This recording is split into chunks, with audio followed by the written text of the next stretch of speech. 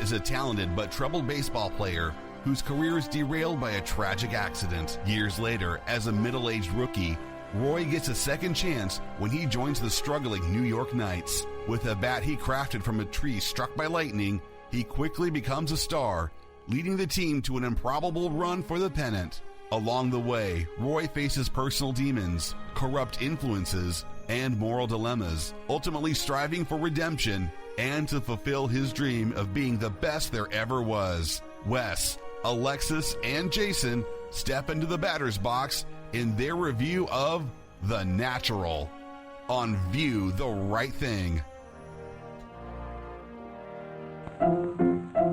Let's all go to the lobby. Let's all go to the lobby. Let's all go to the lobby to get ourselves a treat. Hey, welcome to another episode of View the Right Thing. I'm Wes. I'm Alexis. Hi, Alexis. How are you? Hi, Wes. I'm pretty great. How are you? I'm good. I'm especially good because it's been 2 episodes without a guest, and now we have a guest. Yeah. Who do we have with us?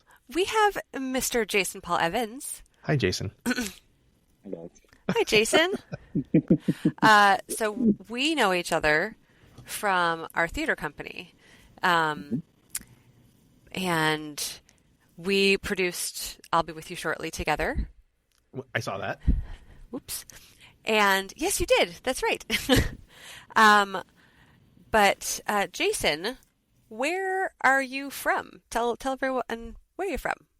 I'm from here, actually, which is so strange for an actor to be from the LA area. Yes, so many you're like auditions a unicorn. People are like, yeah, really though.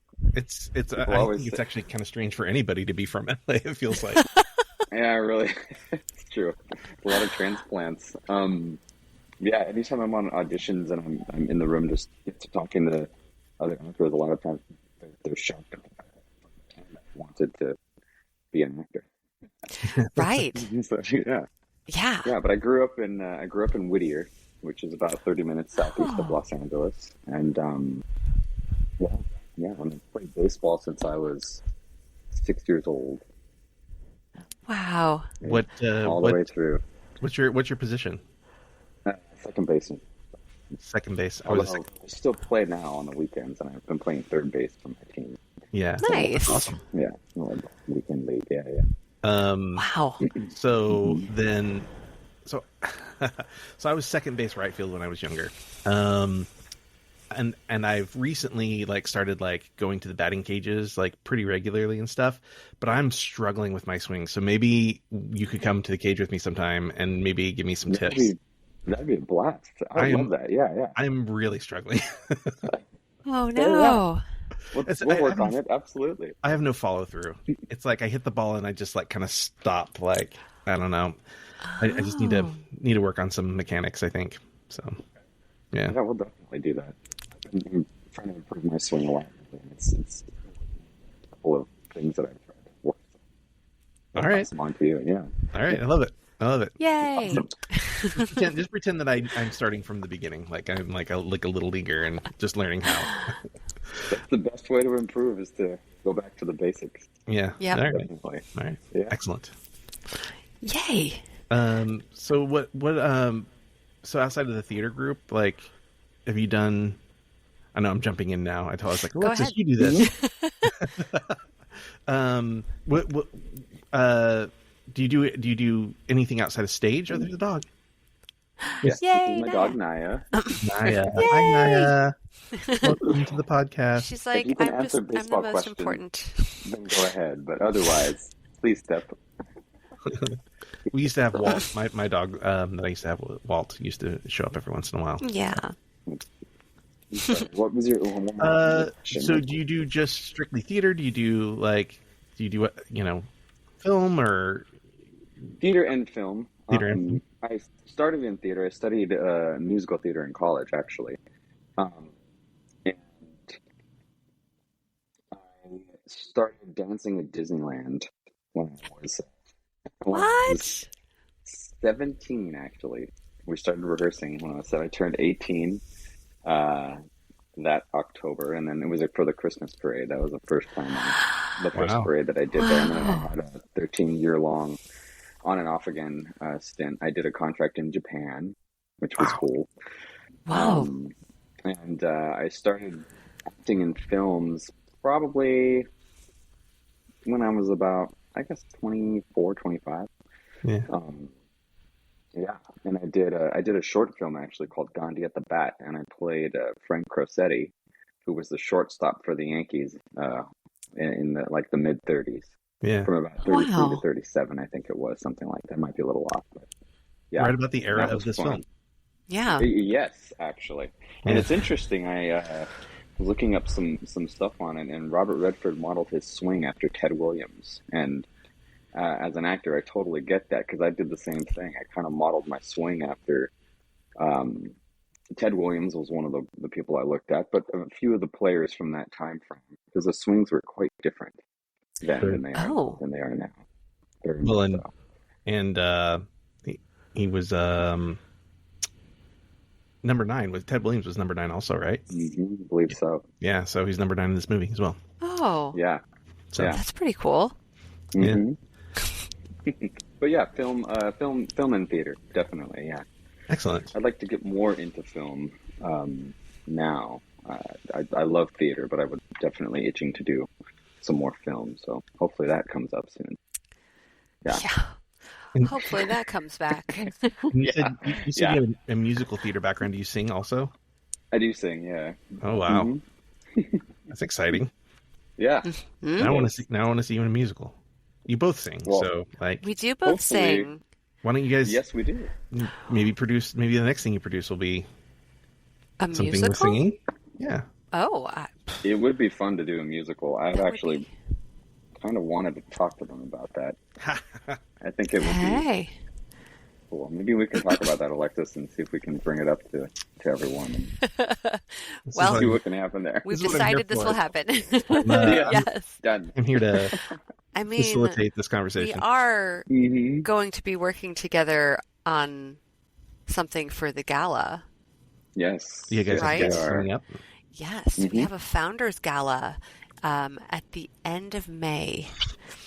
Okay, Yeah. so that's soon. And yeah, I know. Do you um, get some tickets to that? We are selling tickets to that. I believe it's on the Neo website at Neo Ensemble Theater. That's with an RE.org. And you can come see cool stuff about our company. It's a lot of like, this is the history of the company and like how cool they've been, and like we've had pretty prestigious actors in our company. Mhm. Mhm. Oh, Jason, who's that woman that we have a grant under? Kathy Justin. Kathy Justin. Oh, okay. Yes. Yeah. She was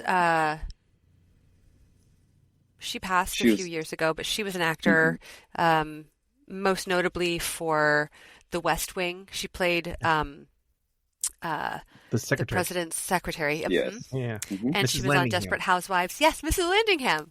Yeah. Mrs. Exactly. Landingham, yeah. Yeah. No, she's iconic. Yes. Great part for her, and she did Uh, so well with it. Right. She was one of the founders of the company. Yeah. Mhm. Wow. And there are other people whose names I just can't think of at the moment. So yeah, and there's going to be a party and food and drinks, and it's going to be lovely in Hollywood. Yeah. So, and we're going to do something musically together at We the are. gala. All right. Mhm. And do Mhm. duet. There's going to be some, I think, a few monologues Yep. that are going to be presented, and hmm so it'll be a fun night. Awesome. Yes, but it's not just going to be a night of like performances and watching people. It's also going to be like hanging out and talking and laughing and having fun. Cool. Yes. Yeah. Yes. Should be good. Hopefully, Yeah. we can start doing something of that nature once a year. I think Yeah. that's the goal. Yeah. That's great. Yep. Yeah. So you're wearing your Dodger gear. I Mhm. see. Maybe the most hated team in baseball right now. Appropriately so. Yeah, I mean, look, I don't. It's funny. We've talked a little bit about this. We had another like diehard Dodger fan on for another episode for Trouble with the Curve, and you know, I think all the people that are angry at the Dodgers, the truth is that we all just wish that our teams did what the Dodgers did. You know, like I wish the Mariners would spend money, you know, so I have no ill will, but Yeah, you guys have great. You guys have a good foundation for a team that'll, I think, do really well. yeah, it's we just need to hit. You have a question Why are people mad at the Dodgers? because they spent like $1 billion. Literally, Yeah, he's not wrong. Shohei Ohtani's contract is $700 million, and Yamamoto. Yoshinobu Yamamoto's was $300 million. Yeah. Yeah, so that was $1 billion right there, and then they picked that up was like only Blake Snell. You know, it's Yeah. like, come on. And that was only a few years after they signed Mookie for I think $350 for 12 years, Yeah. $350 million. Yeah, so Andrew Friedman, the president of baseball operations, has been very bold with the checkbook. Wow. Yeah, But I mean, Mhm. I hear that the endorsement money that the Dodgers get just from Shohei like pays his contract basically, or will pay his contract. So Wow. Yeah, I wouldn't be surprised at all. Yeah, so yeah, he's also It's a going to be there for a business. long time. Yeah. yeah, he is. Yeah. He is. Well, I guess on the note of the National League West, the Padres need to just chill out. I think they just need to just calm down Yeah, because they're Yeah. kind of dominating right now as well. they are. I mean, the Padres are a great team. I mean, we were very fortunate to beat them. Yeah, I'm pretty sure they probably would have ended up winning the World Series. I don't like I their mean, bad. they were strong. What's that? I don't like their bad attitudes. I don't like it either. That was one of the reasons why. Let's just take care of this because Yeah. they're a little cocky. Yeah. Oh, Machado's the worst. Machado's the worst. Well, even when he was on the Dodgers, most of us weren't big fans of his, Yeah. on-field presence. I mean, he's a talented baseball player. He really is. But yeah, there was a video of I don't know if it was a couple years ago, but it was Fernando Tatis. I guess he kind of showboated a little bit, and he's coming back in the dugout, and Manny just starts reading him the riot act, and a lot of people rolled their eyes. I did. I chuckled. I said, of all people, Manny is the one You're right. getting on his case. Yeah. That guy's got a mouth. Yeah. Sorry, just a quick update. I'm going to date this episode. Mariners up 11-7 in the bottom of the 10th, so I'm pretty excited about All right. that. We're holding on. Sorry, I just had to Yes. look since we're talking baseball. I was like, And one you're- other game. And you guys are at home? No, we're in Cincinnati. Oh, okay. All right. So, Gavin Lux, former Dodger, giving us problems in Cincinnati. Good player. Yeah, I hear he's good for a clubhouse. I hear he's like got good energy. So Yeah. Oh. I heard the same thing. Yeah. Yeah. Which is vital. I mean, that's very important. Yeah. Miguel Rojas for us is one of those guys. yeah, He's very good in the clubhouse. Yeah. I gotta imagine Kike is probably pretty Oh, exciting in the clubhouse too. I'd love to play with Kike because he just makes the game. He just has fun playing the game, which is the whole point at the end of the day, And I think the natural actually touches on a lot of that. Yeah. Yeah. Well, speaking of, we watched a Yes. movie. We did. Alexis, what did we watch? We watched The Natural. What was it And about? it's about a middle-aged unknown comes seemingly out of nowhere to become a legendary baseball player with almost supernatural talent. Yeah, that's the movie we watched. Yes. So The Natural is nominated for 4 Oscars: Best Art Direction, Cinematography, Score, which I love, and Best Supporting Actress for Glenn Close. Oh. Didn't win any of those, but Kim Basinger also got a Golden Globe nomination. oh yeah, Oh. Mm-hmm. Wow. such a young Kim Basinger. Yes, all of them Yeah. in their youth. Well, it's so funny too because when I look at Robert Redford, I feel like I've never seen. I mean, I know I've seen him young, and by a lot of standards, like he's definitely younger in this, but like he's always seems old to me. And he's not Like- he's not that young in this, but Wasn't he almost 50? Yeah, so he was 47 at the time, and the age range he is playing is 19 to 35. That's wild. Yeah, it is. It really is. And he was 12 years older than the oldest he was supposed to be in the movie. So, but he's always just seemed like an old man to me. I don't know. He's got like an old soul. Yeah. Feel. Yeah. He's a little grizzled too, I feel like. Yeah. Yeah. Yeah. While at the same time having a certain youthfulness about himself. I guess that's partly why it works. He's so charismatic. Yeah. All right, Alexis, you want to tell us about your notes? Sure. The very first thing I noticed was there was a different production designer for Los Angeles and New York. Oh, interesting. I thought that was interesting. For the whole film, it wasn't the same production designer. Wow. Because, watching the credits at the beginning, I'm like, well, that's interesting. Yeah. So I guess I just wonder, like, there was some bit of drama during filming anyway, so I wonder if there was a reason. Because I just know that the guy that played Gus wasn't credited in the film. Correct. And like Darren McGavin. Yes. Yeah. Because I guess he had a smaller role, and Robert Redford liked what he was doing, and they expanded upon it, but it wasn't in his contract to do that.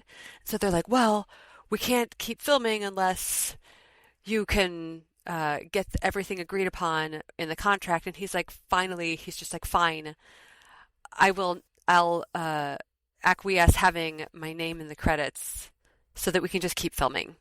Yeah. So I wonder if the pause on that caused one production designer to be like, okay, I'm not doing the other part of it. Oh yeah, maybe their schedule didn't work out, or that's interesting. I don't know. Yeah. I was wondering. Oh, go ahead. Interesting. That'd be interesting to dive into at some point. Research. Yeah. Right? Yeah, I didn't know that. Yeah. I was sort of wondering if maybe it had to do with maybe people were only experts in that because of the time period. Maybe they brought in people that were specific to, I don't know. That's fair. Different parts of the country or different cities. Yeah. Sorry. Do we ever find out where he's from? We just know he's from the country. Well, they said his name. They said the name of it was remember he was Soda Pop, whatever, Soda Pop, Illinois. I think they were in Illinois. Okay. I think they were in the farmland of Illinois. Out in the sticks. Yeah. Yeah. Okay. Anyway.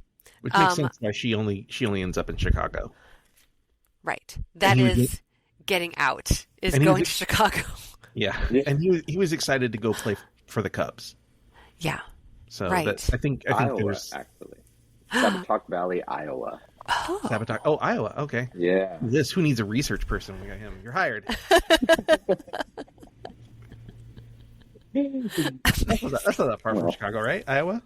Yeah. I almost said Saginaw, but yeah, okay, yeah, it was Sabotage Valley. Oh, right. Yeah, okay. Yeah. Mm-hmm. Thank you. Mm-hmm. Talk about farmland. Iowa is primarily farmland, as is Illinois and Nebraska and Indiana. The heartland of America, they call it. The heartland. Yes, Great Plains states. I thought that the movie opened so beautifully, watching him as a child playing catch with his dad, and then I just wrote, "Oh no, Dad fell over. Is he having a heart attack?" Yeah, he's lost his balance. I'm pretty sure. Yeah. Well, so this is the third baseball movie where a parent and their child play catch that we've done on this month. So we had Trouble with the Curve, right? Uh-huh. Yeah. Okay. And then we had because she throws the ball to Clint Eastwood at one point in the movie, right? Yes. Mm-hmm. And then we had Field of Dreams. Yes. And now we have this. Yeah. Because there wasn't any playing catch. Not in Moneyball or Moneyball. League of Their Own. I mean, siblings play catch. True, but not with their parents. Yeah. Not with their parents. Huh. But yeah, I mean, I used to play catch with my dad. I played softball when I was a kid. Yeah. And then that went away. Well, playing catch with your dad when you're younger, it makes a big difference. I'm glad that they have that in the movie because at that age, it's important to give the time. If your son or daughter wants to embark on that, and it's important to go ahead and like nurture that, I think. Yeah. Especially sports. I mean, sports actually provide a lot with regard to learning to step outside of yourself and be there for other people. It teaches you humility in many ways because you're not always going to be successful 100% of the time, even if you're in the show. You see that from the start of the season. And so it really can instill some really good values in you. And there's something his father says at the beginning of the movie. I couldn't get the exact quote down. But it's when he's talking about how he's got a gift. And he says, but it's not enough. You're going to have to put in the effort and put in the work. You have to grind it out. Yeah. Which is so very true. Like you can have natural inclinations to be really good at sport or anything dance, but unless you work, you're not going to end up being at the top tier level of proficiency that you want to be at. Yeah. Well, yeah. It's a good message. My favorite player of all time is Ichiro Suzuki, and like he's very much the embodiment of that idea, right? Oh yeah, meticulous hard worker. Yeah, very much so. And spending a lot of time with his father in the early years, although that didn't end happy, but you're right. It's a good point. Yeah. Alexis's face. Why didn't it end well? His dad was so like, it was like you leave practice, you come home to practice. Like he was so hard on him, and it was like it estranged them, and now they don't talk. Yeah, that's a bummer. Yeah, but one of the greatest right fielders of all time, Yeah, so. Very much so. Yeah, he recorded a little clip a couple years ago, something like that. I don't know exactly, but he's in Japan. And he's throwing the ball from the third baseline to right field, and he hits a trash can or something. They set something up, and he hit it. Oh yeah, like dead on. Yeah, all the way at the wall. Yeah. Yeah. Well, he used to pitch too.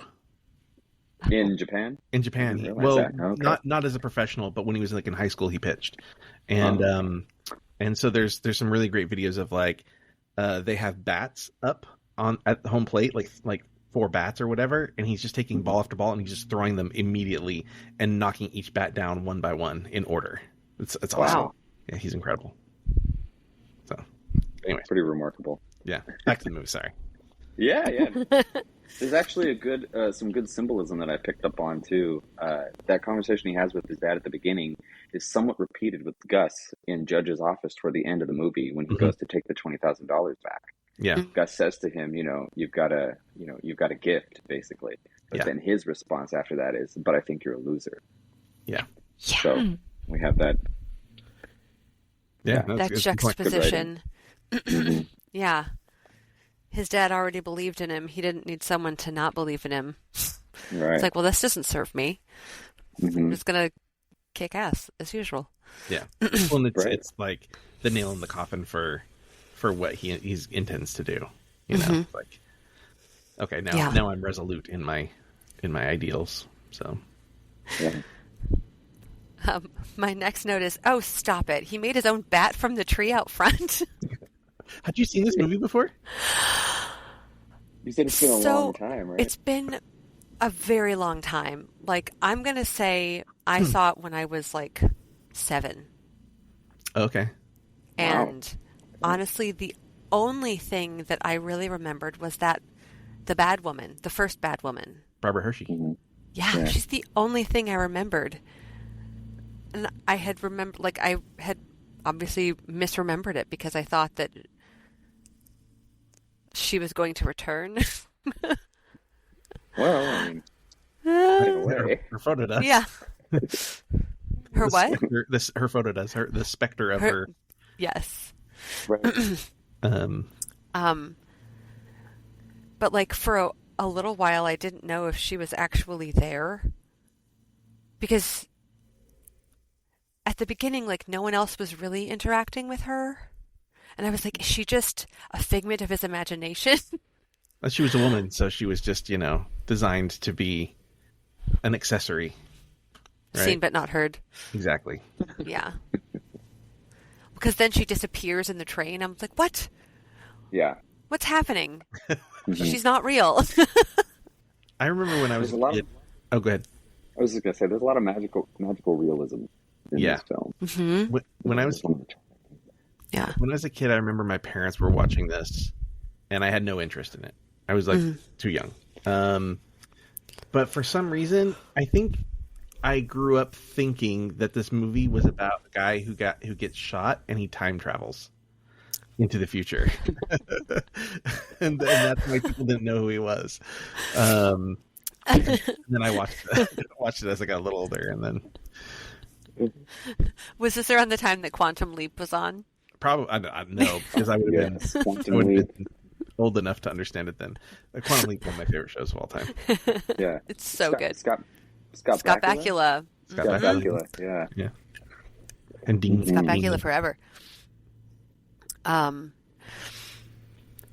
What is? But the whole making the bat out of the tree.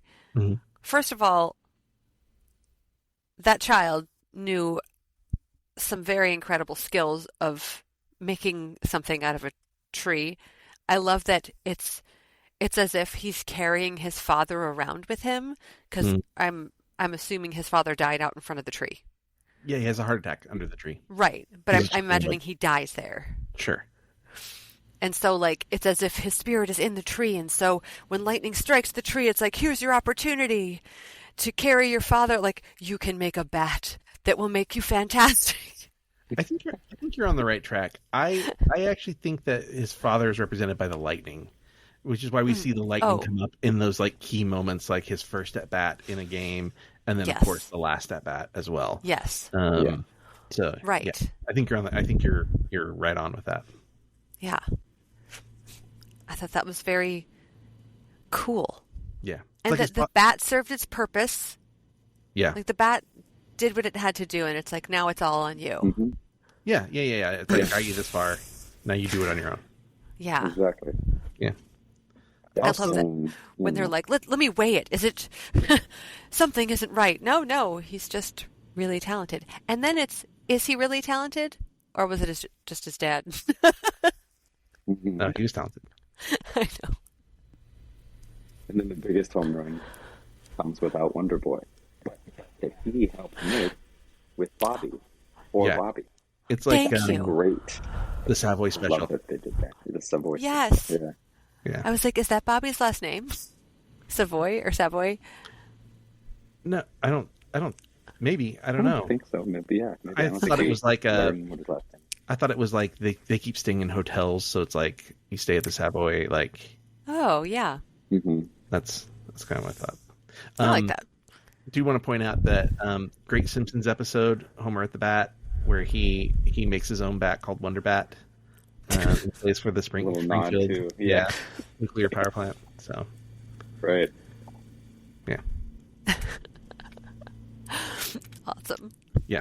I don't know. Just want to point it out. I love it. This movie's like so prolific in pop culture that like I mean it's like one of the really popular episodes because it has like Ken Griffey Jr.'s in that episode and Canseco's in that episode and Daryl Strawberry.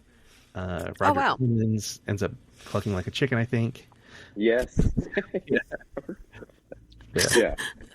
So yeah, this movie's It's had a good episode. It's a fun quite one. quite the impact on popular culture. I was not allowed to watch The Simpsons growing up, so I've missed out on a lot. And then, like, I guess because I didn't watch it when I was younger, I'm kind of like, I I don't made you really watch some. say what? I made you watch some. Yes. I was like, you're And so, watching. so those episodes, and then maybe a handful of others, is all I've seen of The Simpsons. So I feel like I've missed out on this like pop culture thing that has lasted my entire life, I think. Yeah, it's been Yeah. a long time. It's been around a long time, 91 or something like that. Yeah, I think Oh, you're right. wow. Yeah. Yeah. Oh my God. Mhm. Is it even possible to watch all the episodes now? Yeah, they're all on Disney Plus. But like, Yeah. is there enough time in the world to watch all of the episodes? Good luck. Quite the commitment, that's for sure. Maybe. Okay, I will start. Anyway, back to this fantastic movie. So they're invited to play for the Cubs, which I was very excited about because I did not recall that. Hmm. And there's this guy called the Whammer who's on the way to go there. Who is that supposed to be? Because in my mind, I'm like, is that Babe Ruth? But why would he be coming from the same direction as I think he's as supposed to, Roy? I think he's Roy? supposed to be like a Babe Ruth like guy. I don't Yeah. think he's supposed to be exactly Babe Ruth, but Okay, yeah. Yeah, modeled Okay. after. because In a this way, is a story of fiction. It's not based off of anyone who Correct. really existed. Okay. Yeah, the Knights were not a so the Knights actually are interesting because they their uniforms are an amalgamation of all three of the New York teams at the time. The Yankees, the Dodgers, and the Giants. Oh, Mhm. okay. Yeah. That was my next note was the Who are these Knights. Knights? Are they a real team? No. Because, I know that many teams have changed names and changed where they are, so Yeah. it's not unbelievable. When they stop at the carnival Mhm. and are testing to see how well he can throw, I don't know why it made me so happy when he threw the ball and the guy was like, "Oh, that hurt." Yeah. Yeah. Like, that has to be incredibly hard. Like, that's a fast throw. Granted, I guess their mitts weren't as good No. as they are now. Pretty thin. That's Yeah. Yeah. that's like probably like a second-ish generation mitt. Like when they first started, they would catch bare hand, and then after that, Oh. I think they had just like a little like piece of leather, just like a little mitt, like a Literally a mitt. Yeah. like a mitten almost. Oh my God. Yeah. And then Um, people's hands were breaking, and so they're like, "We can't do this."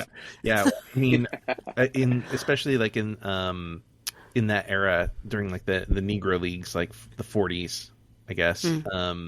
That was an issue.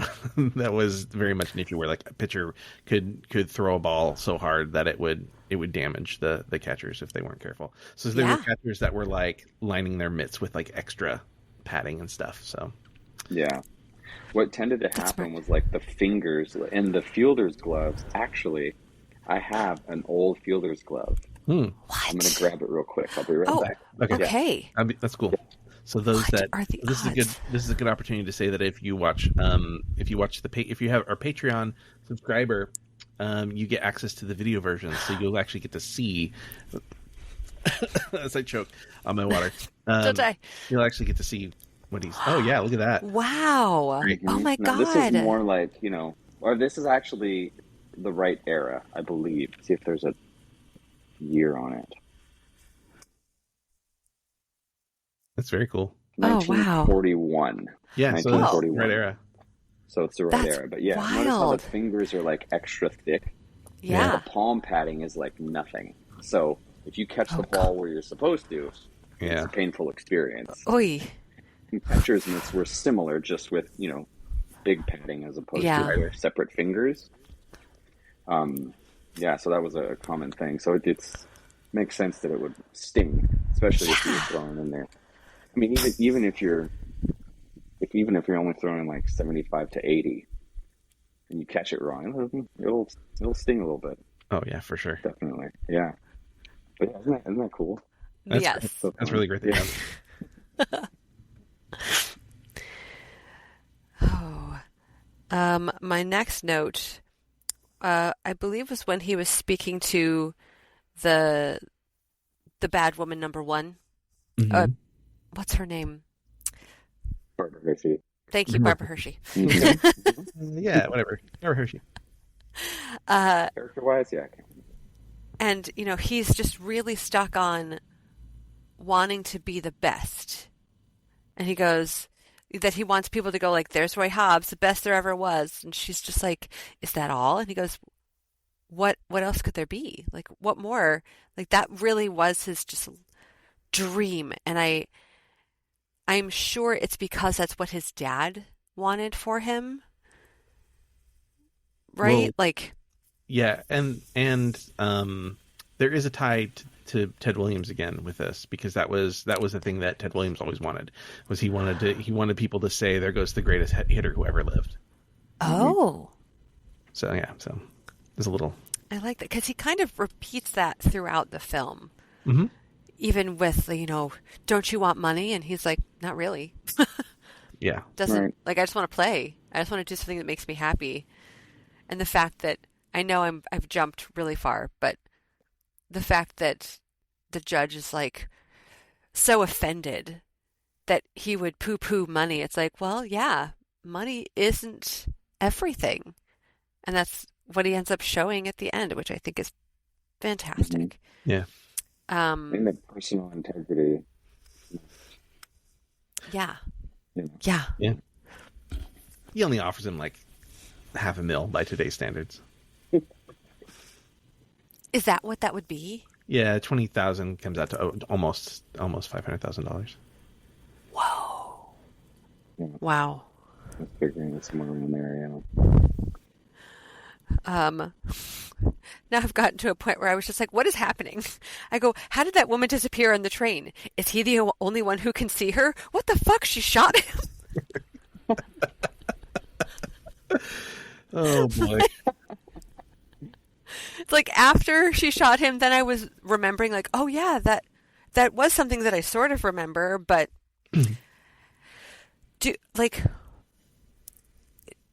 why? Why did she shoot him? Why did she kill herself? They didn't know each other. Well, I think I could be wrong, but I think like the idea was that she was like this like Black Widow who was looking for like the ultimate thing, and so she had been killing people but not finding like the greatest, and so now she finds this guy. She thinks he's the greatest because it's the Whammer. So like he basically saves the Whammer's life by striking him out. Oh. And then she asks him if he's the greatest, right? And so in her mind, there is no one else. Like this is the top. This is as far as I can go with this. So I think that's why she kills herself. Because there's no one else to kill. She wanted to take out the greatest, and then she took herself out. And they reference that there had been multiple deaths on the train. He's reading the newspaper, and he talks about how there have been multiple deaths with a silver bullet. And they're like, silver bullet? What the hell? Oh, yeah, that's right, yeah. And she's sitting on the train behind him while he's reading that paper. Oh. Yeah. Whoa. When they first introduced the Whammer, and what's his name? Robert Duvall.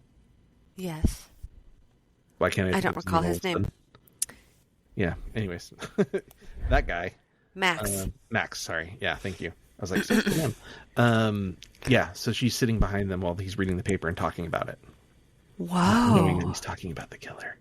And so I don't know a ton about guns, but are bullets not usually silver? I think it's like Or back then were they not I think all it's made like of silver? No, I think it's like an lead. I think it's like an It's usually antiquated. lead, Like there were like romanticized ideas about silver bullets from like westerns and things, but then there's also like the werewolf thing. But I think it's probably because of the era, probably more a holdover from like pulp novels, of like the Lone Ranger and stuff. So Okay. Yeah. Okay. The comment about the shooting, that actually, who wrote it? Who wrote the original book that it's based on? That Oh. would be It's like Bernard Mubarak. Malmut. Oh, Mahmoud. Bernard Malamud. Yeah. Yeah. He took, I think it was him, either that or when they wrote the screenplay, but I haven't read the book, so I'm not sure. Yeah. Anyway, the her shooting him is based on an actual event. A woman named Ruth Ann Steinhagen Yeah. shot a player named Eddie Waitkiss in the 40s, who was Yeah. a first baseman, played for 4 or 5 different teams.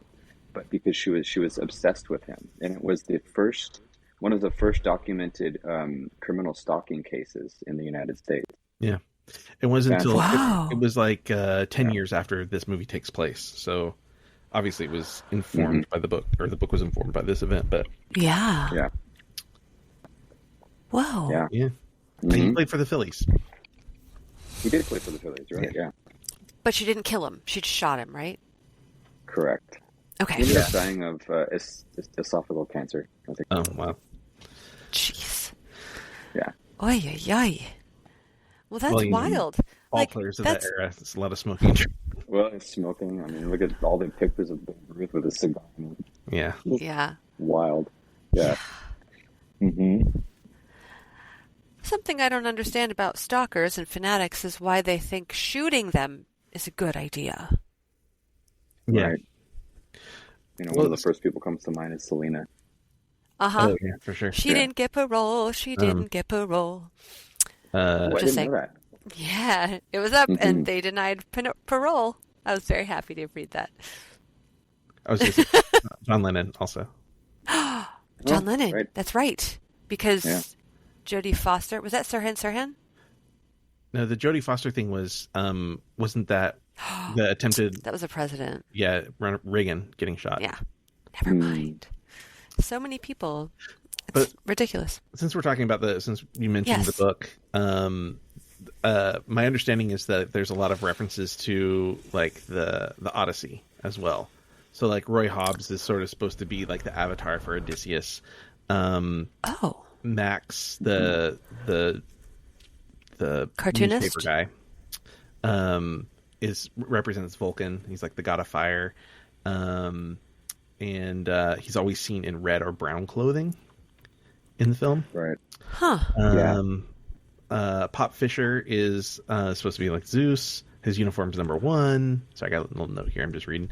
And then of course we have the oak tree lightning bolt thing. Are symbolized on the uniform and stuff.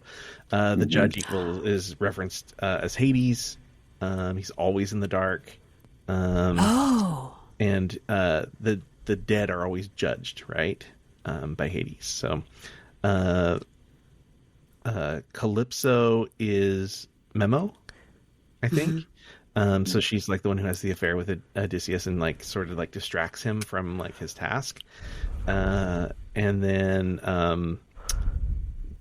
Gus is the Cyclops because he has like one weird eye. Yeah. Oh, right. The eye that people He like covers it up. says can see The all-knowing things, right? eye. Yeah, the all-knowing eye, yeah.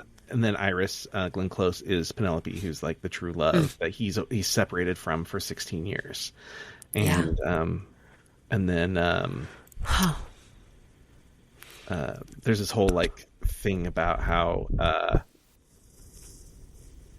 there's like hubris is involved in this, right? Like the idea of like, oh, I'm the greatest that ever lived is sort of what brings him down, right? And so similar to Odysseus. But there's also a lot of references to like the Arthurian legend as well. So like the Fisher King, and obviously Pop's Fisher is sort of representative of that. Which is actually talked about in the movie with whose character is it that says it to him? King Arthur. I don't remember. I don't either. There were a few lines. It's not much. It's only a few lines in a scene, but yeah. Yeah. Well, it's like, and he's sort of like his job on the team, or sort of what he does on the team, is to rally the knights, right? Rally the knights of the Round Table. Oh my gosh. Well, and the Moon Knights. Yeah. Yeah.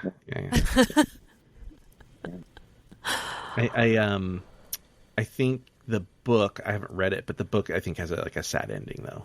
I think it's supposed to like be more referential to Arthur, and it being sort of like a bummer of an ending. So some of the critics actually criticized that aspect of the film. Oh yeah, more like a Hollywood ending type of thing. With success as opposed to winning through. Yeah, I like the Hollywood ending. I love it. I do too. This is one of my favorite movies. Oh, it is? Oh, that's great. Yes, absolutely. It was my mom's favorite movie. She was a big Robert Redford fan, and it's my son. That's great. I get chills every time I see it. Oh, that's great. I love it. Alexis, what, you have some more notes? Yes. I was frustrated that it jumped 16 years because I was like, well, what happened in that interim time? He time traveled. He time traveled. He really did, because he seemingly was just as good as the day that he got shot. Well, he couldn't pitch. Right.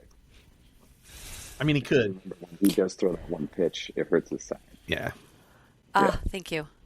Mm-hmm. Okay. But yeah, you're pretty much right. Like, he's still like a phenom. Yeah. Yeah. For seemingly not playing baseball for 16 years. Yeah. That was a little far-fetched in my mind. Yeah, I mean, but that's fine. That's fine. Yeah. We answered the question about whether the New York Knights were a real team. I got really frustrated that Pop, is that who Wilford Brimley was? Yeah. Okay. I'm like, he's never going to play Roy? Like, he's totally fine with paying for his salary, but I'm not going to play you? What a ridiculous thing to say. Like, your team is flailing, dude. And you're just going to be, no, let's let that old guy sit down, even though he's like 30 years younger than me. Probably not. We saw that in Moneyball too, right? Even though it was fictionalized. Yes. Where they brought in Scott Hatterberg and Art Howe wouldn't play him. He was like, no, I'm just not. This is because he wanted control of the team. It's like, I'm the manager. I'm the one who makes the decisions. Right. Yeah. But Pop was the manager. Yeah. So similar situation, right? Like, he was like, I'm the one who's supposed to oversee this team. I'm the one who's supposed to make these calls of like who you send over here. Yeah. And, and so Okay. he's upset. So it's like, send me this like 36-year-old has-been. Yeah. What are you doing? Yeah. Not going to play a middle-aged, what is it? What's a newbie called? Rookie. Rookie. Not going to play a middle-aged rookie. Yeah. Get over yourself, dude. Yeah. He didn't even try to see if he was talented or not. He's just like, no, you sit down. He could have been like a nobody who couldn't even kick a rock. Like, he could have at least tried to see, like, okay, what do you got? That, of course, that's not the nice thing to, like, he's just not a nice guy. That's what I say. But where would the drama be? I know, right? I mean, that would have been pretty dramatic. Like, what? You're actually good? Oh my God! We're going to stop losing. Anyway. That's true. On that road, yeah. Speaking of losing, the losing is a disease. Losing is as contagious as blah, blah, blah. Syphilis. What? The bubonic plague, syphilis. The bubonic plague, Right. syphilis. Polio. It's dangerous. Oh my God. I loved that Roy got up and walked out. And they're like, hey, get back. Like, why? What is he going to learn? He's right. It was so you got me on the dumb. bench anyway. What does it matter? I'm not contributing. right. But you know what though? The doc was right. Like, when they like, Roy is the vaccination, right? Because when he comes in and starts like doing well, they all get energy and they all start doing well. Like, there's a really great moment where when they're at the batting cage and the other guy has the lightning bolt on his sleeve for the first time. Yes. Somebody in the background's like, there must be a mistake because he's actually hitting. He's actually hitting, yeah. I love that moment. That's one of my favorite moments in the film. Yeah. But yeah, I mean, the doc's kind of right that, like, you know, they had this infection, which was Bump, who was throwing the games for them, and it was making everybody play terribly. And then they got somebody with some new life, and all of a sudden they all they got that joy injection. That's probably not. I shouldn't have said that. But They found their inner child again. Yeah. Who Yeah. loves the game of that's a baseball, better way to put it. They got to There play. you go. The inner child, I think, is a good point too, because that's something that Roy says. They ask him, like, what does it take to be a big leaguer, and he's like, you got to have a little boy in you. Mhm. And then I like that he notices the girl behind him, and sort of Yeah. like, oh, Yeah. you know, Right. Right. whoops. So that's a real quote too. That's Roy Campanella, Brooklyn Dodger. So it's your boys. Mhm. Aw, That's right. that's beautiful. Yeah. How nice. My next note is, so they finally get to see how talented Roy is. You think he may have fucking checked before dismissing him. I was really pissed. But Yeah. I love how worked up you get when we watch these movies. You take it so personally. it's You're like how animated I'm your notes in there are is with the them. best. I love it. Yeah, that's great. That's how you should So- experience a film. you know? Yeah. Dive in. I do take it personally. Like, and I know it's just a story and someone made it up, but like things like that actually happen, and I think that's why I get worked up, because Mhm. it doesn't have to be that way. Like, people seemingly are making their lives harder for no reason. Hmm. I digress. Then he hits the ball. Like, he finally gets up to bat and doesn't, I think Pop, is that his name? Yes. Mhm. Yep. Says something like break the ball apart.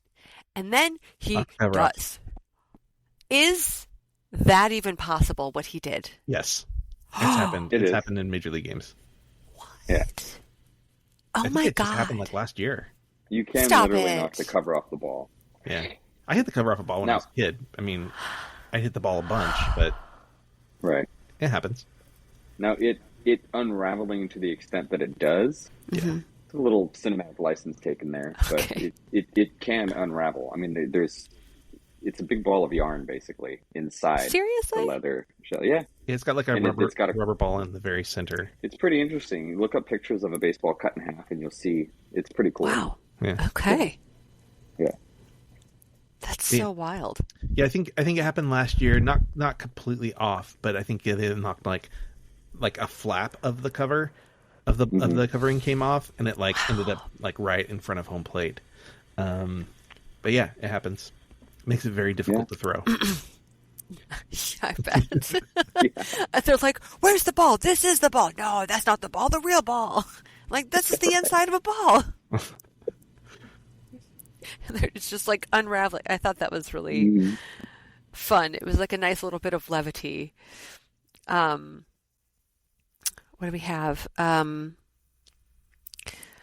go, aw, he's going to teach that kid to make his own bat. Yeah. I thought Mhm. that was so sweet, because, I mean, he doesn't know, but to him, he doesn't have a kid.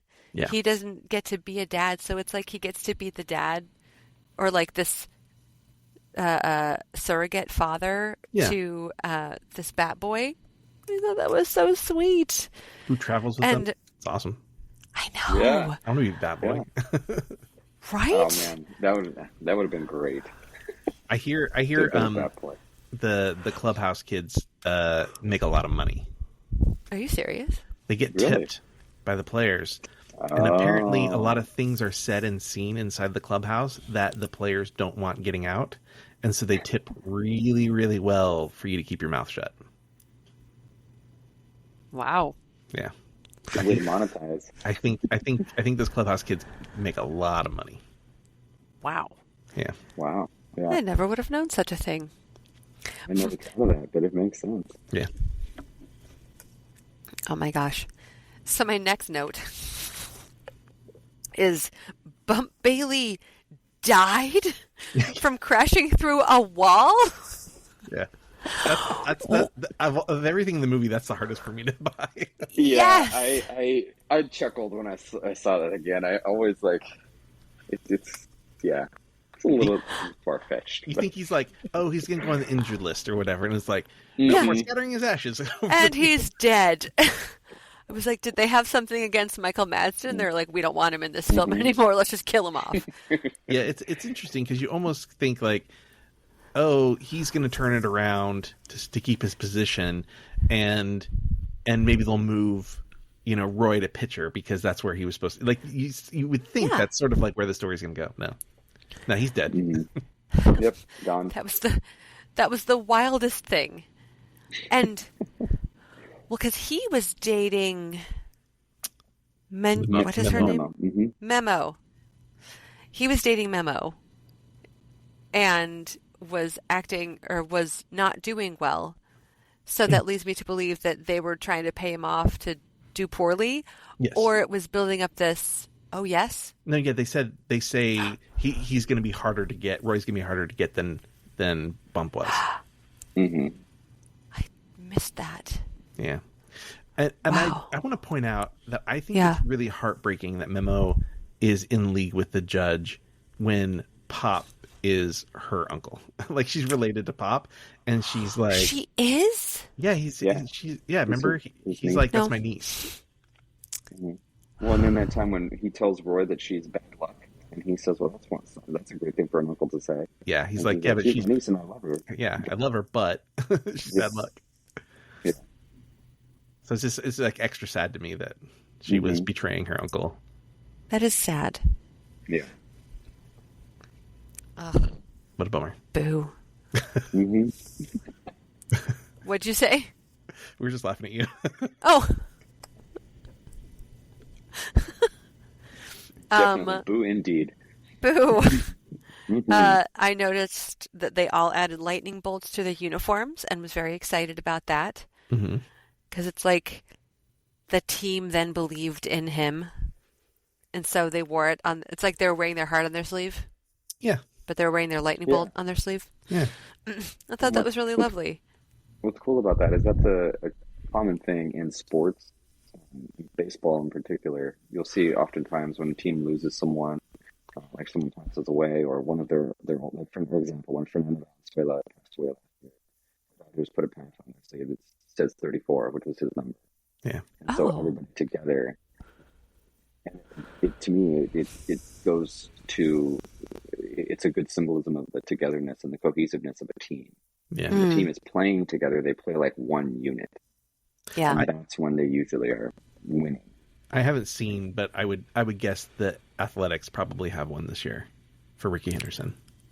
Yeah, that's right. I would guess. I don't know for sure. Oh. Yeah. I don't know who Ricky Henderson is. I'm Also imagining number he 34, passed wasn't away. he? What's that? I'm Wasn't imagining he also passed number away. 34? Oh, sorry, you both. I was like, I don't remember what number he was. And yes, he passed away at the beginning, just before the season started. 24. 24. Okay. Ricky Henderson is, I think, the all-time steals leader. Yes. And I think he has like, I think I heard something crazy. I'm just going to throw this out there. This may be totally wrong and I may have misheard, but I feel like I heard that maybe he has the most leadoff home runs because he was a leadoff guy his entire career. Yeah. Because he was so fast. And so like, or maybe he has the most, He yeah, might still most have leadoff that home record. runs I know to start a game. yeah. Like kind of He a thing. did Something like for a while. I know that. Yeah. Former Mariner, Ricky Henderson. hmm Oh. We had him for like a year. But the Mariners this year, the opening day was against the Athletics, and so they had his family come and throw out the first pitch because he was both a Mariner and an Athletic. And actually, the last public appearance Ricky Henderson made at a game was, I think, for the All-Star game in Seattle. He threw out the first pitch, and the jersey he was wearing was half Mariners, half Athletics. Oh, that's cool. Wow. Yeah, it's really cool. That's cool. He actually wore 24 on the Yankees. He was 35, Boo, Yankees. number boo. 35 for the Athletics. Gotcha. Really? Yeah. Cool. Yeah. Sorry, we can detract with. Yeah, we can do this all day Love with it. that subject. Yeah. Yeah. So I next jumped to the first judge meeting. And I was like, this room is so poorly lit, we can't see a thing. Yeah. Like, what is with the shadows and the outlines? Because it took me a minute to figure out who that guy was. It's so like noir villainous though, you know. Yeah. Yes. There's a lot of Yes, noir it in this is. story. Yeah. The women, femme fatale. Yeah, women Yeah. are bad All of that. news. Mm-hmm. Almost. I mean, Except for most of them. Glenn Close. Mm-hmm. I guess more But she than was- half of them. She was a mother though.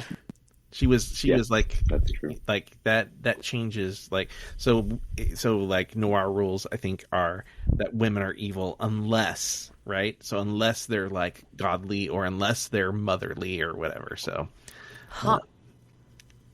yeah. Oh, good to know. Yeah. I've never thought of that, but Yeah. yeah, I guess you're right. That's true. She's like Smoking man in the corner.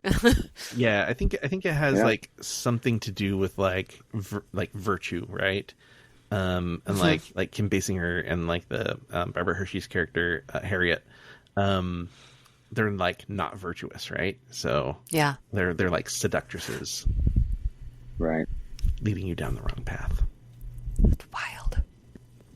Freaking women, Um, right? Fucking women. I know. Just his response to the judge is, either way, I play to win. And it just really made me happy that he was doing this because he enjoyed it, not because he was trying to become a super wealthy person. He was just doing it for the love of the game. Yeah, and I like that moment when he's like, "Oh, maybe I give you a raise for your next contract," and he's like, "It's up to you." Yeah. Like whatever. Yeah, It yeah. doesn't really matter to You me. do what you want. I'm going to play Yeah. my same baseball that I've been playing. Yep. Yep. Yeah. It was awesome. Oh yeah. Then I don't know who that guy was. Oh, not Max. Oh, the man who was uncredited. He was Gus. betting against a single player, Gus. Yeah. Mm-hmm. Which seemed so odd. What do you mean? He was betting against Roy. I thought he was just like sort of saying that like you are standing for this, I'm betting against that. So like, you know what I mean? Like I think he's betting against the team in general. That dog's back. I like the dog. Okay, no. I think he's like Roy's like, well, I'm betting on us to win, and he's like, well, I'm betting against you. I don't think he meant like Roy specifically. Oh, okay. I think he meant what I Roy took it as that he was just betting that he was going to that Roy was going to do poorly. Nowadays, like that would be really common. I don't know if that era Really? would have been. Yeah, nowadays you would be betting. You there's all sorts of bets you can do, like whether Shohei is going to hit a home run in the first inning or whatever, right? So you could be betting very specific things now, but I don't know if that era that was so much a thing. Weird. Have you ever seen 8 Men Out? We talked about it a little bit because we sort of inevitable to not talk about it when you're doing a Field of Dreams episode. But yeah, you can talk about it if you want. That's true. Well, 8 Men Out basically it's about the Black Sox scandal. And it was 1908. What? Is that the exact year? I might be off on a year. You know what? I thought the same thing, and I was corrected. I believe it's 1919. 1919. Okay, 1919. But yeah, they basically threw the World Series. That's the And, remember Shoeless Joe Jackson was like Shoeless Joe, yeah. banned from baseball, and so they Same were bringing exact back all thing those. that Gus is trying to get them to do in the National. They threw the game, basically. Yeah. When he goes, so are we at the part where he goes to meet him at the ballroom, right? That's what you're talking about now, Alexis. Is where we're at in your notes? He's meeting Gus for the first time, like officially. Yeah, There's like a party. Yes. And so that would be a Los Angeles filming location. That's filmed on the Queen Mary, which is docked in LA. Oh. Really? Yeah, it's a ballroom known as the Queen's Salon. The Queen's I Salon. didn't know that. Yeah. A little tip that makes me like it even more. Yeah. What do I see? Oh, place. yeah, it's okay. They're like, bad luck has a way of rubbing off. And I go, this is before I realized that she was in on it. Mm-hmm. But I was like, I love how they're blaming his playing on a woman. Like, of course it's her fault. Oh, but it actually is. Yeah. When he meets Gus, Gus also tells him that he lost a bet. He lost $100,000 on 3 pitched balls, and there's some belief amongst fans of the film that means Gus was actually on the train with Roy when Roy was young, because the 3 pitches were potentially the pitches to Whammer. I never picked up on that. Yeah. Oh my It's not gosh. confirmed. It's not confirmed, but A little fan lore. yeah. Yeah, But it makes sense. It sort of makes sense, you know. it does. Yeah, Wow. especially since Gus and That makes sense. Max are so They're so in cahoots tight. with each other. Yeah. Yeah. I keep making her lose her place. It's okay. Sorry. I'm sorry.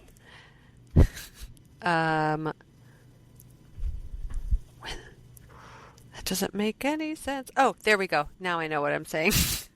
Do you love when that happens? You're like, what? Was I Yes. thinking? What does I this was like, mean? those. I just wrote clever use of lighting. When, but I meant when Glenn Close is at the game. Like, it's like she's his guardian angel. Mm-hmm. Light coming off her. Mhm. Yeah. That perfect Yeah. hat. So they obviously that was original. They waited specifically for a very specific day that was really clear, and that where the sun would be setting just at the right spot in the background. So that's not electric lighting doing that. That's actually sunlight doing that. So to give them Olivier Chanel's cinematography right there. yeah, I mean that's Ooh. Oscar nominated. You know, Yep. yeah. Yes. Oh, so good. It was really beautiful, and it's like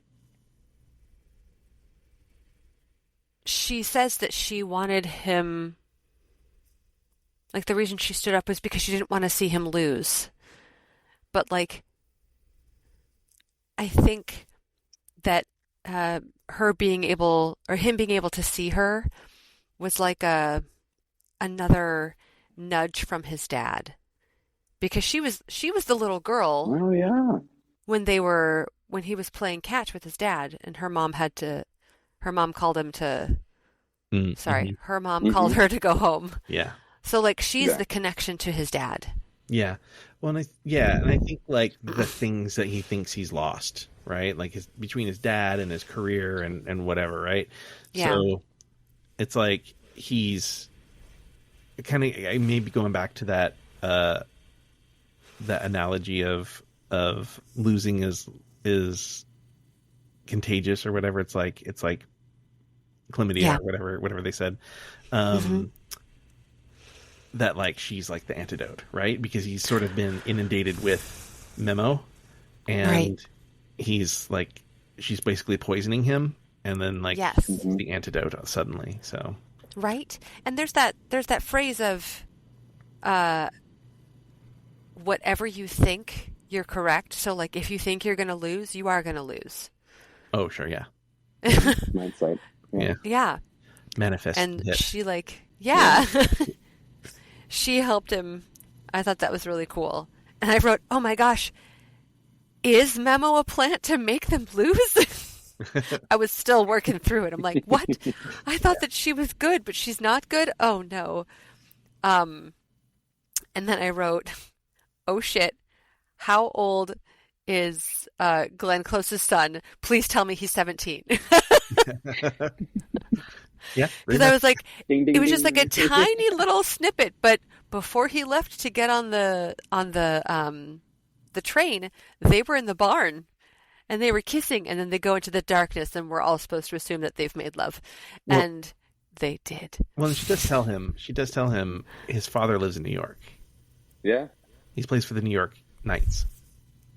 What? She didn't say Yeah. that. She Yes, just she said did. that he lives in New York. She says He his lives in father New York. his father lives in New York. Yes. Mhm. Yes. But she didn't say he works for the Knights. No, but I'm showing you the correlation that he Oh, yes. plays for the New York Yeah. Knights, and she's like, so she's telling us like Yes. we don't have to do 17-year. Oh, this was before she'd even said that his father was in New York. She's just like, oh, I have a son. And I was like, oh my God. You just immediately you're like, Yes. But please- I was like, please be here. how old is he? He is not a child because that glove is too big for a child. This is very exciting. looks like your glove. It does. It does look like your glove. Yeah. So can we talk about the clock breaking in Chicago? And he hits the ball and it hits the scoreboard clock. So that's Yes. based on a true incident, but not in Chicago. Happened in Boston, or no, not Boston. Where was it? Yeah, where was Ebbets? Ebbets Field? Yeah. New York. New The York. Dodgers. So the someone from the Boston Braves, Bama Rowell, doubled off of the Ebbets Field scoreboard clock in 1946, and it like showered glass down on one of the players. Wow. So yeah, so that was based on a real thing that happened. Yeah, Wow. that sounds cool. That they It is included that cool. Mm-hmm. Now because he shattered a clock, this watch company Bulova promised to give him a watch for doing it, and it took them about 40 years to actually make good on the promise. They didn't give it to him until 1987. What? Yeah. Yeah. Wow. Better late than They might never, as well I have just guess. not have given it to him. Yeah. Like, Yeah. Yeah. Wow. Well, it's good that he got it. Yeah. Good that he finally got it. Yeah. Wow. wow. Sorry, I just didn't mean to take you off your notes there, but I It's didn't want to okay. miss an opportunity to talk about the clock. So when he is in his little love fest with Kim Basinger, Mm-hmm. and she touches his bullet wound, and that wakes him up. Yeah.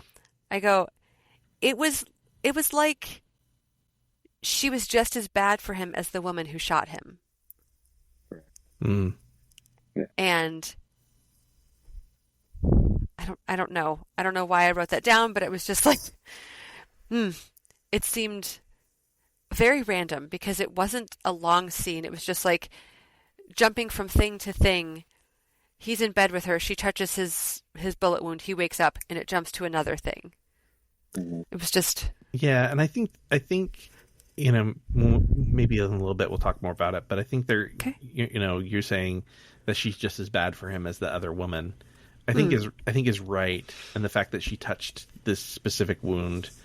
When we get to the party at the end, let's maybe try to remember this. okay. Right. All right. All he sees Harriet's face before he wakes up. Yeah. Right. Yeah. Right. And I guess I wrote this while we were watching the party because I just go, did she drug him at that party? Right. Okay. So She's like, here, eat this. Talk about it now. Yeah, let's talk about that. Yeah, so that's the thing I'm unclear about is did she poison him? Right? Is that why he got sick, or did the bullet just finally, like time with the bullet finally just coincidentally do this? But like I don't know. I take it as like she fed him, he gets sick, they find out about the bullet. Like so Yes. I think there is that connection between her and Harriet that like she represents the same thing, this thing that's bad for him. Yeah. I took it that way too, and he kind of confirms that when he goes to Judge's office to give back the money, and he says to to Memo, you were right. Yeah. So Yeah. that's true. Yeah. Bicep. Yeah. That's a good point. That's a really good point. Spirituality. Yeah. Excellent. Mhm. Excellent work. Excellent work, Jason.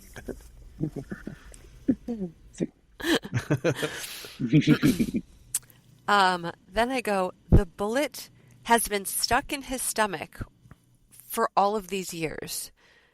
That, I guess, medicine wasn't what it was. Or what medicine wasn't what it is. Yeah, I'm gonna shock you guys. I'm not a doctor, but I would think that it would have like gone through his intestines, and like I would have thought that it would have passed by now, right? Right. So it makes me wonder if it wasn't in his stomach, but it was in his abdomen, essentially, and like near his stomach, and that the silver was like atrophying everything around it, including his stomach lining. Oh, That's my guess, because it okay. doesn't. I mean, I don't know.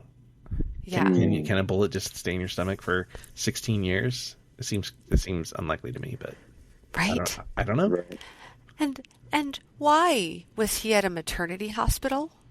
It was the closest hospital, they said. Yeah. It was the closest place they could take him. Oh. And in okay. reality, that place was a mental hospital, like a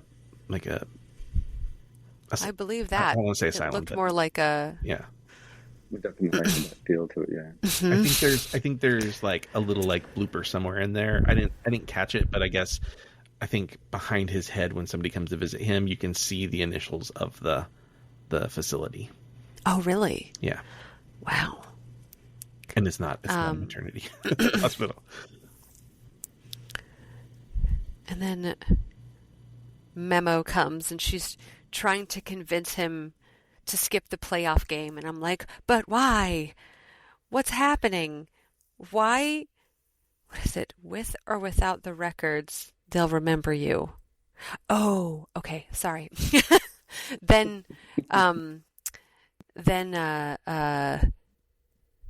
what's her character's name? Iris. Yeah. Comes and gives him this beautiful speech about, like, it doesn't matter.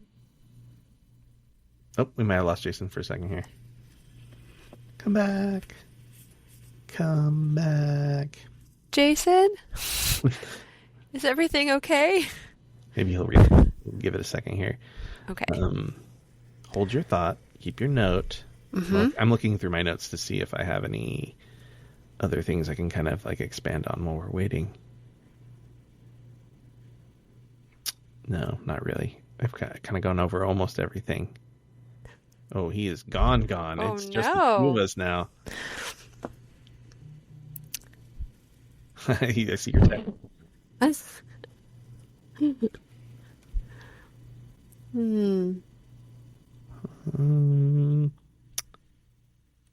So how you doing? I'm good. I'm good. Yeah, anything going on in Yeah. your world that What did he say? your computer died? Computer died. Silly man. Rookie move. Rookie move. We've been there. Right? Anything going on in your world that I got to go sailing on the ocean on Monday. what kind of boat? A sailing boat? Like with the actual sails? Yeah. Wow. Have you ever done Yeah. that before? Not in California. I've never been on I'd a only ever sailboat. done that on Lake Michigan. I've never been on a sailboat at all.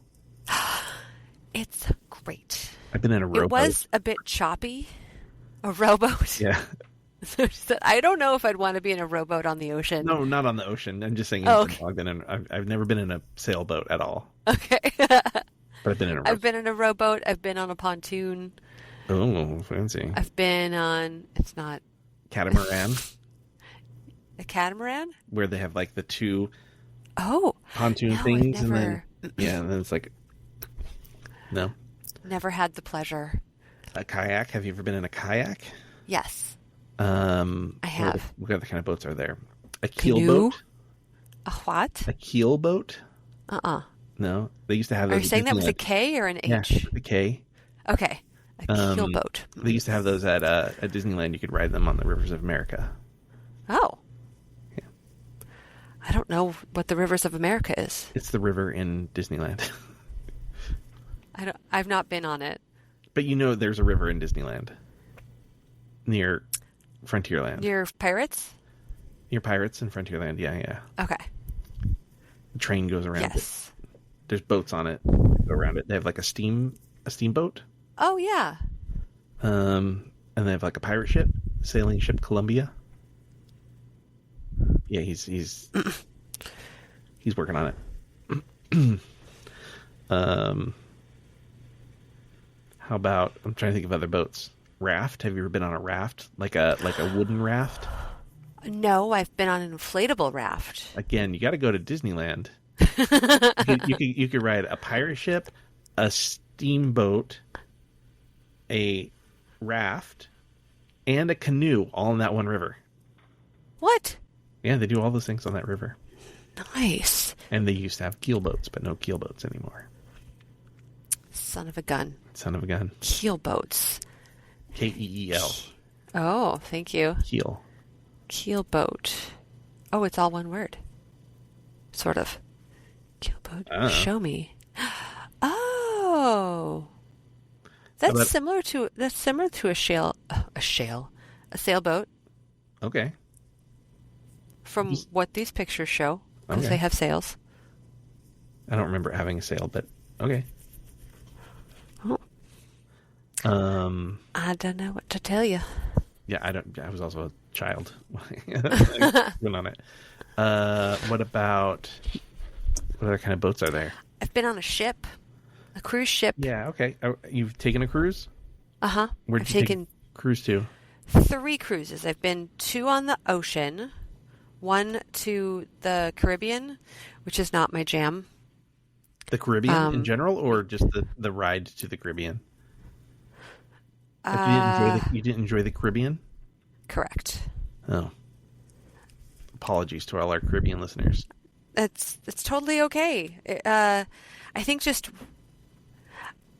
I had been on a river cruise prior to that and was expecting something different.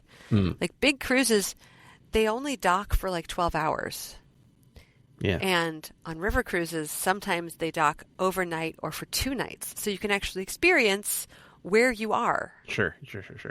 And so I enjoyed the river cruise years ago for it was the 80th anniversary and 50th anniversary or something. No. Either way, it was anniversaries of World War I and World War II, and we did Paris to Normandy and back. Mm-hmm. And that was beautiful. We stopped off, we took the Seine up the river and stopped over and got to see where Richard the Lionheart's heart was buried, and then see where croissants are from. And I got to see where Joan of Arc was unfortunately burned at the stake. Cool. That's a fun time for all ages. Totally. History sucks.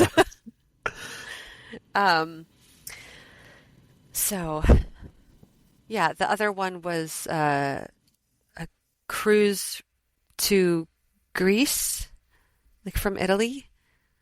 And that was lovely. But also, we only got 12-hour or sometimes 5-hour layovers or stopovers. Yeah. And I want to experience where I'm going. I don't like a little taste. I want more. Yeah, part of me is, I get that. Part of me is also like, yeah, I just want to stay in. I don't know. I'm kind of like I want to go somewhere, but I don't want to be tired. I just want to relax. Yes. But also see something different out the window. Right. I think I'd probably be okay with the Caribbean, whatever that you experienced. Yeah. Yeah. It was hot. I want to go on a Disney really hot. cruise. I've heard they're wonderful. Yeah, and you can get food brought to you in the middle of the night. You're like, I want a Mickey ice cream bar, and then somebody brings you a Mickey ice cream bar. Oh my God, what? Yeah, that's awesome. Like in the middle of the night. If you stay in one of the the big like the smokestacks or whatever, they have rooms in those because they're fake. What? They're fake. They're fake Oh, stacks, right? no way. Some of them are. And so they have like really nice rooms in them. Mm-hmm. And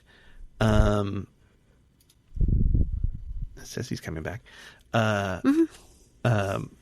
So if you stay in one of those, they're like really staterooms, maybe they're called. Yeah. I did that for you. Thank you. They have like fridges and stuff in them, like fridges and freezers, and they keep the Mickey bars stocked in them for you. Yeah. What? I know.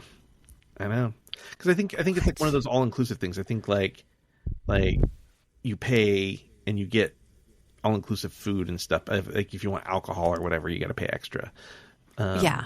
So like if you want room service, you're like, I want a burger and ice cream in the middle of the night. They'll bring it to you. Yeah. Wow. Yeah. That's pretty nice. Yeah.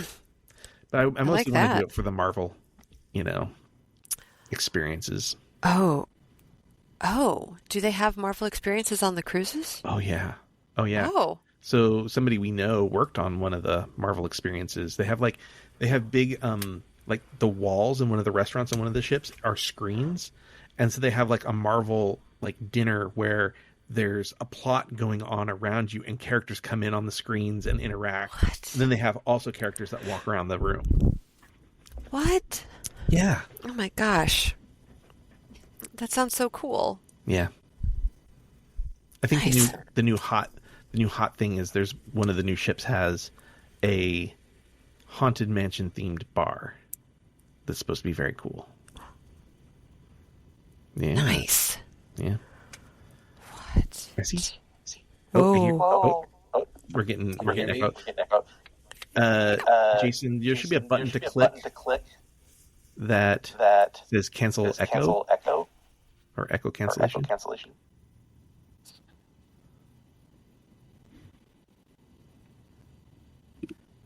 Maybe.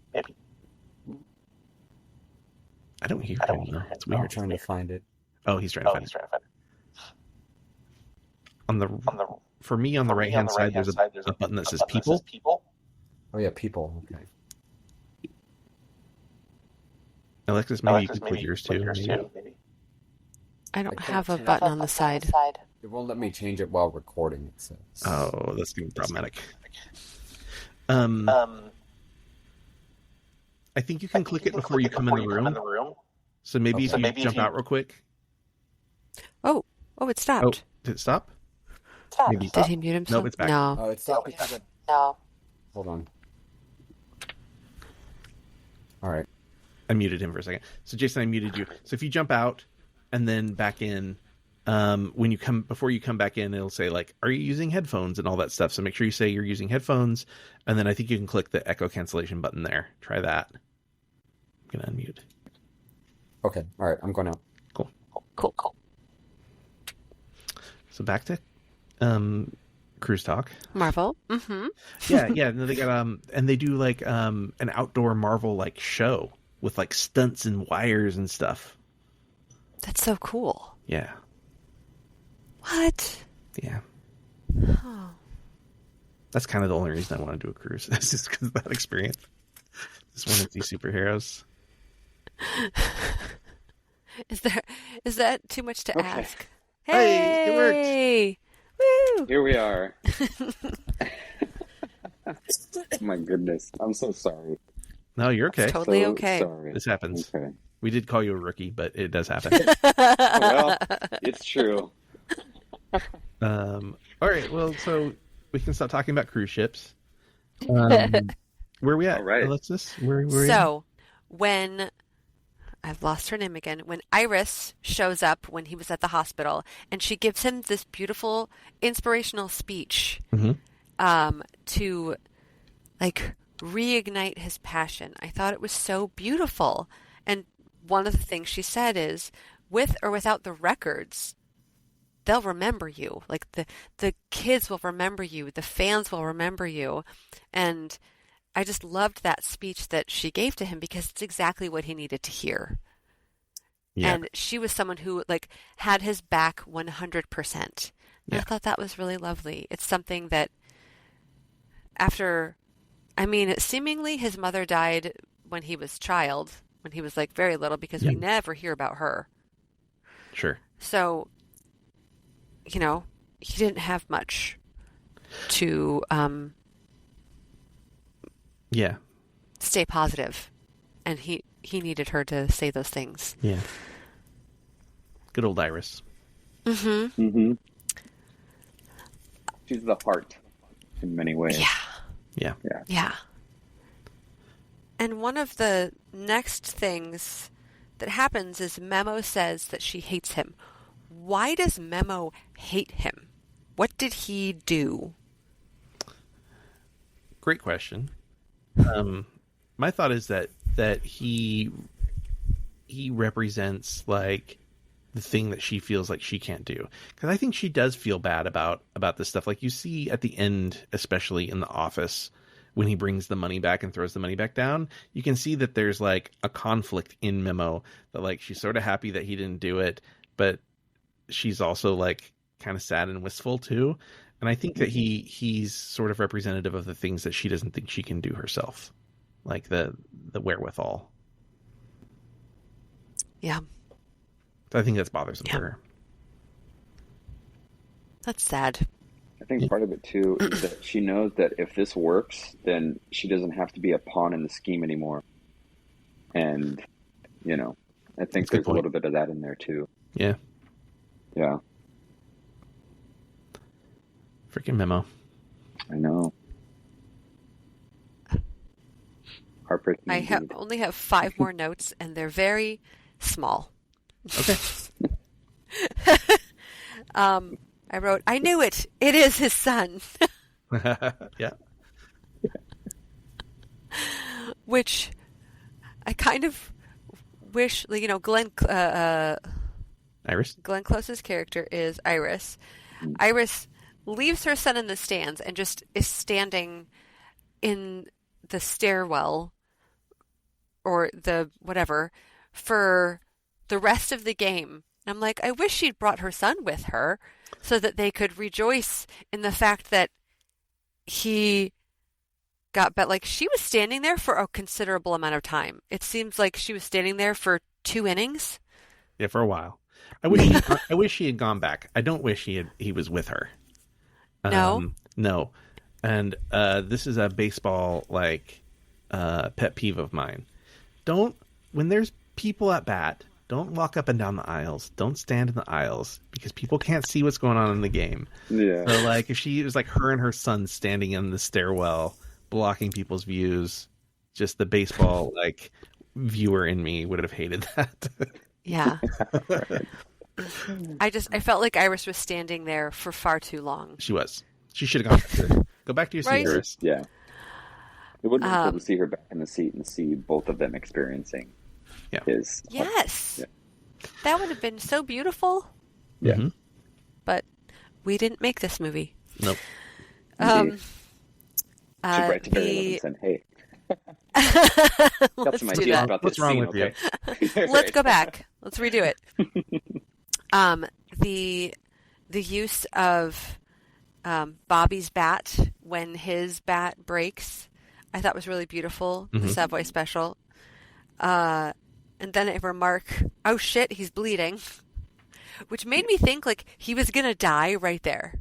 Oh, yeah. Which you were saying that the book has a bit more of a dark ending, and I'm kind of wondering if that's what happens in the book. Maybe he did die. Maybe he did die in the movie. We don't know. Maybe that image of him playing catch with his son is in his mind as he's going off to meet God. Oh, dang. Remember they say in an Field of interesting Dreams, thought. is this heaven? Right. Playing catch with your dad? Is this heaven? Yeah, I think this is heaven. Wow. Maybe. I don't think so. I think it was a happy ending, but Yeah. You do. yeah, for sure. I mean, it one could have- could speculate, though. Yeah. Yeah. Because a ball hitting the lights, that's a hell of a hit. Yeah. Yes. So maybe it's all in his head. Maybe he did die. Yeah. Oh. Wow. Controversy. And that was it. Then I wrote, of course there's what did I say? Of course there's a home run. Yeah. And oh yay, he's playing catch with his son. Yeah. And the sparks and stuff are so beautiful. I love that moment. It's like that is, to me, one of the most beautifully shot moments in cinematic history. It's really good. It is so theatrical. And I Yeah. love it. I give into it every time. I was just few friends of mine. That's such a cheesy Hollywood thing. I'm like, shut up. No, it looks awesome. It looks awesome. Let it does. be. And Randy Newman's very Copeland-esque score, underscoring of that whole trot around the bases is perfect. The use of the French horn, which makes you signals like triumph, perseverance. Yeah. We're talking about the Odyssey, right? It's Yeah. I was telling Alexis on our last episode when we talked about we were doing The Natural, and I was like, oh, it's got one of my favorite scores. Like when I go to a baseball stadium, like that's what I hear in my head when I see a field, especially if I'm visiting a new stadium for the first time, and you like come up some stairs or something, and you see this field for the first time. That's what I hear in my head every time. So, wow. it's such an iconic. I was reading a little bit about it, and some teams use that at the start of games, or if there's a pregame ceremony of some sort, they'll use that part of the score. Mariners do it. Wow. Mariners do it. Yeah. So when you walk into the stadium, it's usually or like right before they open the doors, like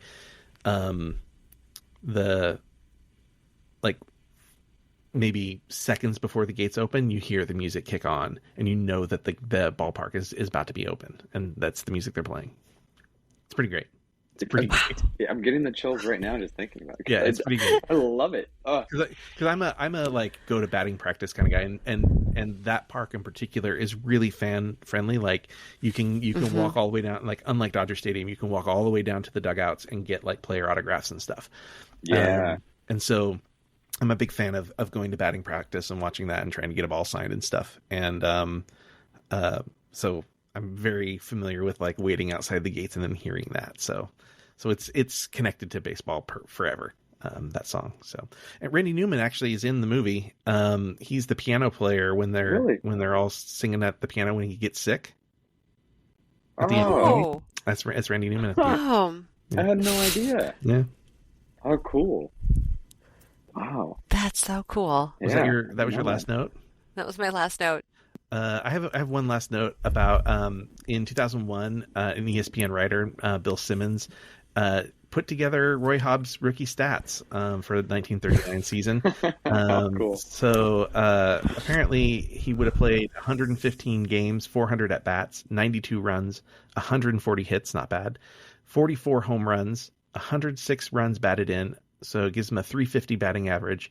He struck out 85 times and walked 75 times. Wow. Yeah. 44 home runs and 106 RBIs. Yeah, that's a pretty good batting season right there. 350 average, Yeah. It's pretty great. Yeah. All right. Well, so the question we always ask, I'll start with Jason because I know his answer. Would you recommend this movie to anyone? Absolutely. 10 out of 10. Yeah. And you enjoyed it. So I didn't ask that at the beginning. Alexis, did you enjoy the movie? I did. Would you recommend this to people? Yeah. Yeah, I mean this absolutely fits in our sort of our bucket theme, which is like movies I think you should watch before you die.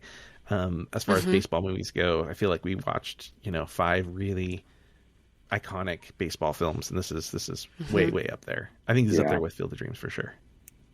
Yeah, you guys have seen some good ones. Yeah. Mm-hmm. We'd previously done with I did with Beat, our other occasional co-host. I did For the Love of the Game with her already. So I was going to ask if you would watch it. Yeah, that's one of my favorites. Another one of my faves. That might actually be my favorite baseball film. I just really like the performance and the drama of getting to experience that whole game. It's cast very well. And John C. Reilly's relationship, with Billy Chapel, his character name, I guess Billy's relationship with his character, with Gus, and forth is wonderful, and in a sense, just a game.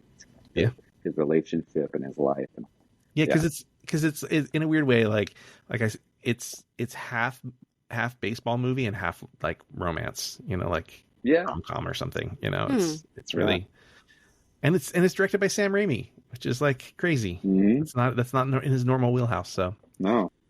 yeah, it's fun. Anyways, yeah. So we've done those. Yeah, I agree. I love the movie. I'd recommend it. Fantastic. So, is there anything either of you want to talk about before we wrap it up?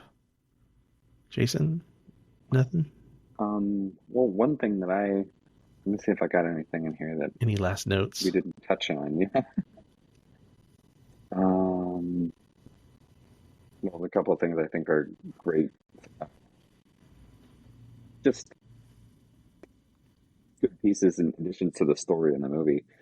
The symbolism of the Pirates closer being a really hard thrower. He's a rookie, he's 20 years old, which is the same age that Roy was when he was getting Oh, to the Cubs. yeah. He's left-handed and he throws fastballs, which is exactly what Roy did. Yeah. And so there was a little bit of I think there's some connection with Pittsburgh as well. Like in real life, something really similar happened for them in maybe the 60s, where they were down and they came back on a win against New York, for to win the World Series or to win the pennant. Sorry, maybe it was the pennant. I can't remember. But yeah, this something really similar did happen. Like. But it was just role reversal. It was Pittsburgh instead of New York, and New York was on the losing side. Yeah. Wow. That's another interesting thing is baseball at that point in time didn't have the divisions. It didn't have the playoff structure that it has. So Yeah. you would go all the way through the end, basically, and whoever won, just like the championship series is now, whoever won the league in both would just go right to the World Series. Yeah. There weren't like 4 steps like there are now. Yeah. Winning the pennant was always a huge thing, Yeah. Win the pennant. Imagine trying to tell a baseball player, like time traveling and trying to tell a baseball player of that era, there are 30 teams. Yeah. And you're going to have 4 rounds of playoffs now. So there's this playoff position called a wild card. Right. You're going to go, what is going on? What happened to baseball? Yeah. Yeah. The bags are bigger and you can't run into the catcher anymore. I mean, yes, you can, but. Right. But I love the use of costumes in the movie, the black and white, good and evil, basically, all that kind of thing. Mm-hmm. The little shots that Roy takes at Max, the foul ball hitting the glass right in front of him, the press box, all that stuff. Yeah. Yep. And the batting practice that night. Yeah. When he's out of the hospital and he hits the ball at him. I think it's pretty great. Mm-hmm. Yes. Did you catch that, Roy? Or did you catch that, Max? Yeah. Yeah. Yeah. It was a good movie. So, Jason, where do you want people to follow you on social media or anything? Do you have? Yeah, socials? definitely. Instagram, it's at Jason Todd 3. I'm a Batman fan. Name, obviously. Yeah. Yes. Got it. Yep. It's the Red Hood. Yep. Yeah. One of the Robins who became the Red Hood. Yeah. At Jason Todd 3. And then Facebook is just Jason Evans. And those are the 2 main ones I use. So. Yeah. And Alexis, you want to tell people where they can follow us? Oh, yes. You can follow us. We're on Instagram. We're on TikTok. On Instagram, we're at VTRT. VTRT Movies. Yes, at VTRT Movies. We're on the Tiki Talkie. That's View the Right Thing. Yes. That's all spelled out. On TikTok, it's View the Right Thing. We're on YouTube. Mm-hmm. Patreon. Where else? Oh, and you can listen to us, wherever you're listening to us right now. But if you didn't know, we're on Spotify. We're on Apple Podcast. Yeah. Anywhere that you can think to listen to a podcast, that's where we are. Podbean. Uh-huh. I think iHeartRadio, maybe. Wherever. Ooh. Yeah, so we're all over the place. Yeah. Cover all the bases. Absolutely. Google Podcasts. That's a big one for us, too. Google Podcasts. Yeah. So make sure that you follow us and that you like us. And, like us, please. But also just, do a thumbs up. Yeah. Leave us a comment and we will respond. Mm-hmm. We like having conversations. So we're available to talk. Awesome. So this is the last episode for the month of April. We're going to take a little bit of a break. We're going to take some time off and come back in a month or two. with some more episodes, so stay tuned for that. We'll make sure we say something on the Patreon to let people know like exactly when we're going to be back. But we just need, just a little like, mental health break, like just recharge a little.